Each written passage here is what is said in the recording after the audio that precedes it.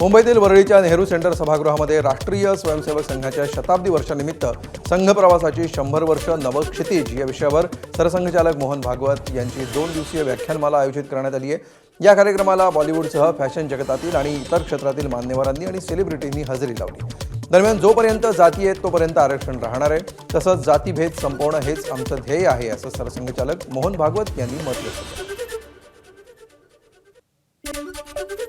व्यक्तिगत भेदभाव की घटनाएं थमती नहीं, तब तक वो आरक्षण लागू रहना चाहिए और वो थम गई ऐसा जो उनके शिकार है उनको लगना चाहिए।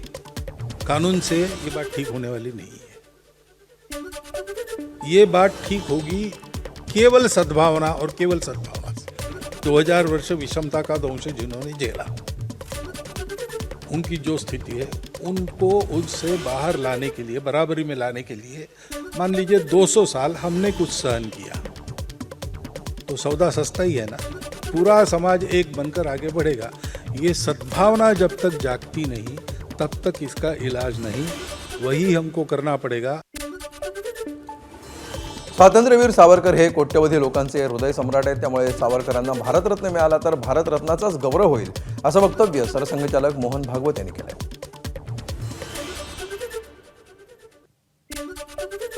स्वातंत्र्यवीर सावरकर को भारत रत्न मिला नहीं मिला, तो भारत रत्न मिला तो उस सम्मान का गौरव बढ़ेगा।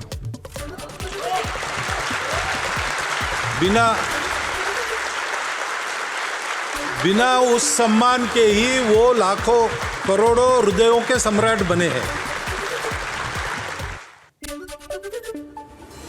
भाजप सत्तेत आल्यामुळे राष्ट्रीय स्वयंसेवक संघाचा फायदा झाला नाही, असं वक्तव्य सरसंघचालक मोहन भागवत यांनी केलंय। पुढे बोलताना उलट आमच्यामुळे भाजपला फायदा झाला असं भागवत यांनी म्हटलंय। तसंच आपल्या नीती आणि धोरणांवर आणि भूमिकेवर चालणाऱ्यांचा नेहमी फायदा झाला, मात्र आमची धोरणं स्वीकारा असा कोणावरही आम्ही आग्रह करत नाही, असंही त्यांनी स्पष्ट केलंय। संघाच्या शताब्दी वर्षानिमित्त मुंबईमध्ये आयोजित व्याख्यानमालेत ते बोलत होते। अब भाजपा का सत्ता में आने से हमारे अच्छे दिन शुरू हुए, ऐसा नहीं है, उल्टा है।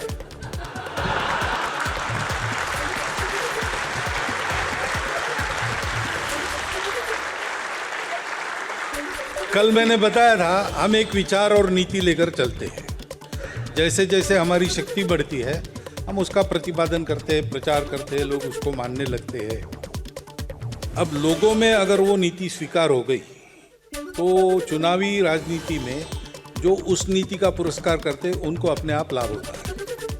किसने करना है हम नहीं बताते, उनकी मर्जी है।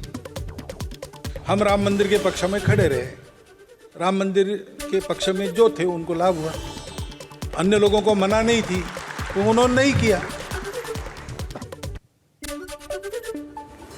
दरम्यान बांगलादेशी नागरिकांच्या अनधिकृत घुसखोरीवर सरकारनं काहीतरी उपाययोजना करायला हवी, असं वक्तव्य सरसंघचालक मोहन भागवत यांनी केलं। घुसपैठ के मामले में सरकार को बहुत कुछ करना है। डिटेक्ट और डिपोर्ट ये उनको करना है। अब तक होता नहीं था, अब थोड़ा थोड़ा शुरू हुआ है, धीरे धीरे बढ़ेगा। सेंसस होगा या SIR हो रहा है, उसमें ऐसे कई लोग सामने आ जाते। आंखें खोल के अवेयर होके आप देखिए आसपास, तो आपको अपने कर्मचारियों में भी, छोटे काम करने वालों में भी बहुत सारे लोग ये मिल जाएंगे। हिंदू समाज के लोगों ने ये छोटे काम छोड़ दिए धीरे धीरे। सब लोग बड़ी नौकरियों के पीछे भाग रहे। इसका परिणाम है कि वहाँ कोई नहीं है तो इनका रोजगार वहाँ पक्का हो जाता है। तो किसी का रोजगार नहीं मारना है, लेकिन सब प्रकार के कामों में अपने लोग चाहिए। दिवंगत उपमुख्यमंत्री अजित पवार यांच्या अपघाती मृत्यूबाबत आमदार अमोल मिटकरी यांनी पुन्हा एकदा गंभीर शंका उपस्थित केल्या। आज मिटकरी यांनी मोठं वक्तव्य करत विमानातील पायलटला संमोहित करून त्याचा वापर अजमल कसाबसारखा करण्यात आला का असा सवाल केला। अजित पवार ज्या VSR कंपनीच्या विमानानं प्रवास करत होते त्या कंपनीचे पायलट 2 वेळा बदलण्यात आले असा दावा त्यांनी केलाय। संबंधित कंपनीवर वर्षभर बंदी असतानाही त्यांचंच विमान देण्यात आल्याचं मिटकरींनी म्हटलंय। तसंच पायलटसाठी काढलेल्या 50 कोटींच्या विम्यावरून देखील त्यांनी संशय व्यक्त केला। ह्या कंपनीचे पायलट जे आहेत ते अजमल कसाब सारखे हिप्नोटाइज केले गेले होते का, लिट्टेसारखे हिप्नोटाइज केले गेले होते का? जो पायलट त्या VSR कंपनीने दादांना टेक ऑफ घेऊन पोहोचवण्यासाठी नेमला होता तो पायलट बदलला गेलाय ना. तो जो पायलट होता आणि कपूर नावाचा पायलट तिथं आणला गेला. बरं, कपूर जिवंत असल्याचं त्याची पत्नी सांगते आहे. त्याच्यामुळं पायलट सुद्धा हिप्नोटाईज केला जाऊ शकतो का, बारकावे यातले शोधल्याच गेले पाहिजे. त्यामुळे मला ही पण शंका आहे की VSR कंपनीचा या घातपातामध्ये मोठा सहभाग असण्याची शक्यता नाकारता येत नाही. दरम्यान मिटकरी यांची टर्म संपत असल्यानं ते अस्वस्थ झाले असल्याचा आरोप लक्ष्मण हाके यांनी केलाय. त्यांनी दादांच्या मृत्यूचं भांडवल करू नये, त्यांना फक्त भोंगण्यासाठी आमदार केलं असल्याचा आरोप लक्ष्मण हाके यांनी केलाय.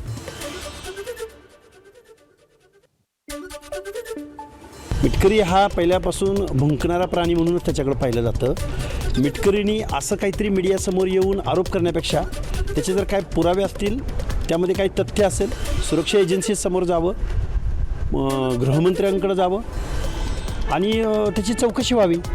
काय झालं आहे, मिटकरी हा त्याची आमदारकीची टर्म संपत आली आणि आता दादांच्या चपला नेऊन त्या माणसानं ती आमदारकी मिळवलेली आहे, काय पूजा वगैरे करून. आता इथून पुढं आता तो थोडासा बेचैन झालेला, बेभान झालेला माणूस आहे. नेहमी अजितदादांसोबत असणारे PA कुठे गेले, ज्या दिवशी अपघात झाला तेव्हा फक्त गार्ड होते असा संशय खासदार बजरंग सोनवणेंनी व्यक्त केला. तसंच संसदेतही अपघाताबद्दल प्रश्न उपस्थित करणार असल्याचं खासदार बजरंग सोनवणेंनी म्हटलंय. एवढा नेता गेल्याच्या नंतर आम्हाला हा म्हणायचा सुद्धा अधिकार नाही आहे का की आम्ही आमच्या नेत्याच्या झालेल्या घटनेचा चौकशी व्हावी, आणि ह्या अनुषंगानं मी चौकशीची मागणी केली आणि आजही करतो. आणि मुख्यमंत्री महोदयांना पण भेटणार, गृहमंत्री महोदयांना सुद्धा भेटणार. आणि बघा, दादांना त्यांच्या जीवनात आपण जेवढं मी बघितलं तेवढे एकही PA सोबत नसावा. मी का घडलं, कसे म्हणत नाही, हे अशा काही घटना आहेत. दादांच्या विषयीचं तर मी संसदेत मांडणार, संसदेच्या बाहेर मांडणार, त्या विषयावर बोलू देत नाही तर असं नाही झालं. अजित पवारांच्या निधनानंतर दोन्ही राष्ट्रवादी पक्षांच्या विलिनीकरणाच्या चर्चा जोर धरू लागल्या आहेत. शरद पवारांच्या राष्ट्रवादीकडून विलिनीकरणाबाबत सकारात्मक प्रतिक्रिया येत असताना अजित पवारांच्या राष्ट्रवादीकडून मात्र अद्याप स्पष्ट भूमिका समोर आलेली नाही.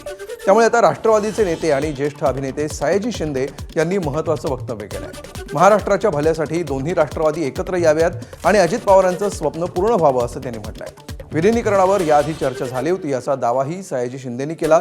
दरम्यान आज सयाजी शिंदेंनी सहकुटुंब गोविंदबागेमध्ये शरद पवारांची सांत्वनपर भेट घेतली.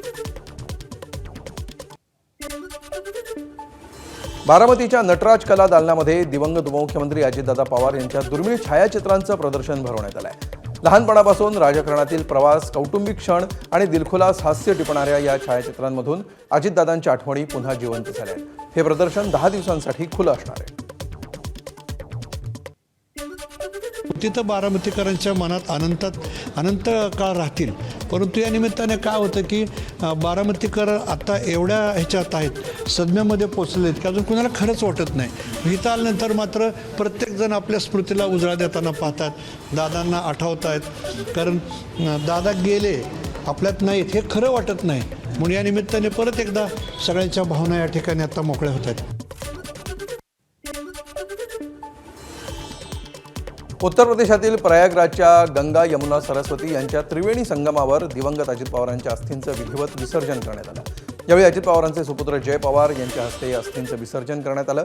पुरोहितांच्या सानिध्यामध्ये अस्थि कलशाचं पूजन करण्यात आल्यावर संगमाच्या VIP घाटावर श्रद्धेनं पवित्र अस्थी संगमामध्ये प्रवाहित करण्यात आल्या.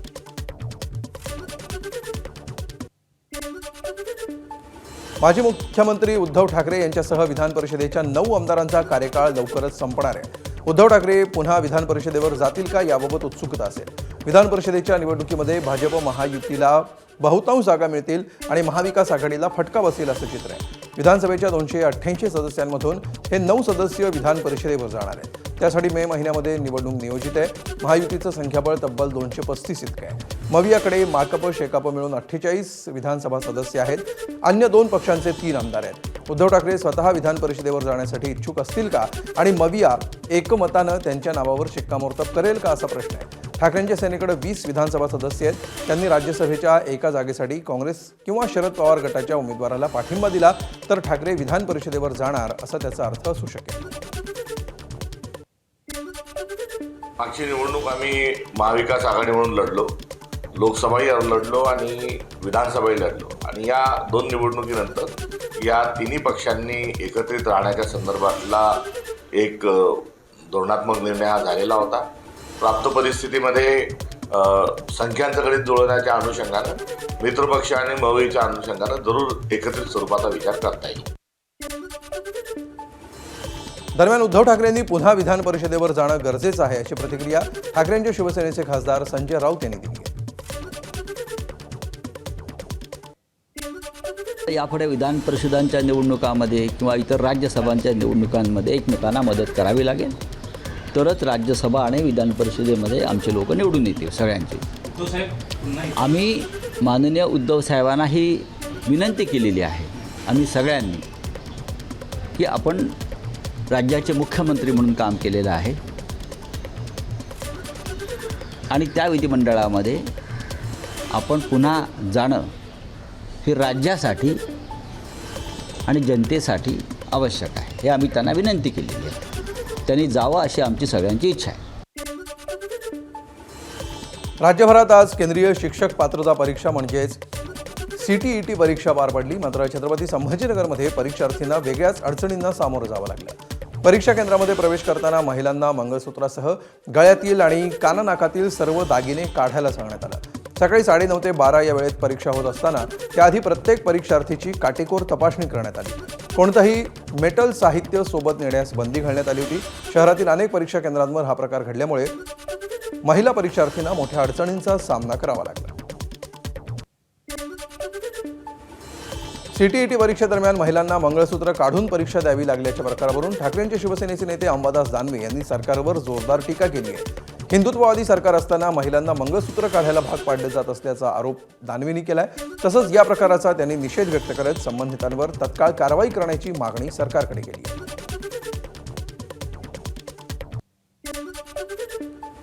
दरम्यान योग्य ती सूचना देऊन चौकशी केली जाईल असं आश्वासन मुख्यमंत्री फडणवीस यांनी दिलं. तक्रारी मागच्या काळात आल्या होत्या.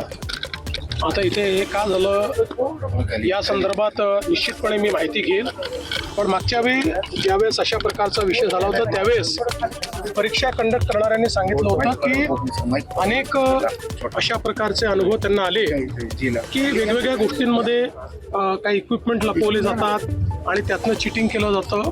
तथापि अशा पद्धतीनं करणं हे योग्य नाही आहे. त्यामुळे या संदर्भात आधीच याची काळजी घेणं हे गरजेचं असेल. योग्य सूचना दिल्या जातील आणि याची चौकशी केली जाईल. तेलंगणातील संगारेड्डी जिल्ह्यातल्या तेलापूर गावामध्ये महात्मा ज्योतिबा फुले यांच्या पुतळ्याची विटंबना करण्यात आल्याची घटना समोर आली आहे. या घटनेमुळे संपूर्ण देशातून संताप व्यक्त केला जातोय. आता या प्रकरणी राज्याचे अन्न आणि पुरवठा मंत्री छगन भुजबळ यांनी थेट केंद्रीय गृहमंत्री अमित शहा यांना पत्र लिहून संबंधितांवर कारवाईची मागणी केली आहे. या घटनेतील आरोपींना कठोरातील कठोर शिक्षा द्यावी तसंच महात्मा ज्योतिबा फुले यांचा नवा पुतळा स्थापन करावा अशी मागणी छगन भुजबळ यांनी या पत्राद्वारे अमित शहांकडे केली आहे. महात्मा फुले यांच्या पुतळ्यावर हल्ला म्हणजेच सामाजिक समतेवर घाला आहे असं भुजबळांनी म्हटलंय. दरम्यान प्रकाश आंबेडकरांनी पुतळ्यासंदर्भात RSSवर मोठा आरोप केलाय. RSSनं ज्योतिबा फुले यांच्या पुतळ्याची विटंबना केल्याचा प्रयत्न केलाय असा आरोप प्रकाश आंबेडकरांनी केलाय. फाल्गुन बिनेनाडिक नावाचे नेदरलँड्सच्या हिमस्टेड शहराचे महापौर सध्या नागपूरमध्ये आले आहेत. फाल्गुन यांचा जन्म नागपूरचा, मात्र 40 वर्षांपूर्वी एका दत्तगृहातून नेदरलँड्समधील दाम्पत्यानं त्यांना दत्तक घेतलं. मात्र आपल्या जन्मदात्री आईचा शोध घेण्यासाठी ते तब्बल 40 वर्षांनी नागपुरात आले. सध्या फाल्गुन वैद्यकीय नोंदीच्या आधारे आपल्या आईचा शोध घेतला. मुंबईतील अटल सेतूवर तत्काळ आपत्कालीन यंत्रणा आणि हेलिपॅडची सुविधा उपलब्ध करून द्या अशी मागणी आमदार मिलिंद नार्वेकर यांनी केली आहे. त्यांनी याबाबत मुख्यमंत्री देवेंद्र फडणवीस यांना पत्र लिहिलं आहे. 3 दिवसांपूर्वी मुंबई पुणे एक्सप्रेसवेवर झालेली वाहतूक कोंडी लक्षात घेता अटल सेतूवर असा प्रकार घडल्यास मोठी दुर्घटना होऊ शकते. त्यामुळे तत्काळ उपाययोजना करण्याची मागणी नार्वेकरांनी केली आहे. 12वीच्या परीक्षा मंगळवारपासून सुरू होत असताना शिक्षण विभागानं कॉपीमुक्त मोहिमेसाठी मोठा निर्णय घेतला आहे. परीक्षा केंद्रांच्या 500 मीटर परिसरात असलेली झेरॉक्स दुकानं परीक्षा काळामध्ये बंद ठेवण्यात येणार आहेत. पेपरफुटी आणि कॉपी साहित्याचा पुरवठा आणि गैरप्रकार टाळण्यासाठी हा निर्णय घेण्यात आला असून पोलिसांच्या मदतीनं झेरॉक्स केंद्रावर कडक नजर ठेवली जाणार आहे. परीक्षा काळामध्ये नियमभंग करणाऱ्यांवर कठोर कारवाई होणार असल्याचंही प्रशासनानं स्पष्ट केलं आहे. बातमी क्रिकेटच्या मैदानातून सध्या सुरू असलेल्या ICC T20 विश्वचषकामध्ये 15 फेब्रुवारीला होणारा भारताविरुद्धचा सामना न खेळण्याचा निर्णय पाकिस्ताननं घेतला होता. मात्र आज या संदर्भात ICC आणि पाकिस्तान क्रिकेट बोर्डामध्ये बैठक होणार आहे. या बैठकीनंतर 15 फेब्रुवारीच्या सामन्यासंदर्भात अंतिम फैसला होण्याची शक्यता आहे. दरम्यान सूत्रांच्या माहितीनुसार हा सामना होण्याची दाट शक्यता आहे. सुरुवातीला पाकिस्तान सरकारनं या सामन्यावर बहिष्कार टाकण्याचा विचार केला होता, पण ICCनं दिलेल्या कडक इशाऱ्यामुळे आणि संभाव्य आर्थिक नुकसानीच्या भीतीनं पाकिस्तान आता लवचिक भूमिका घेण्याची चिन्ह आहे. ABP माझा, उघडा डोळे बघा नीट.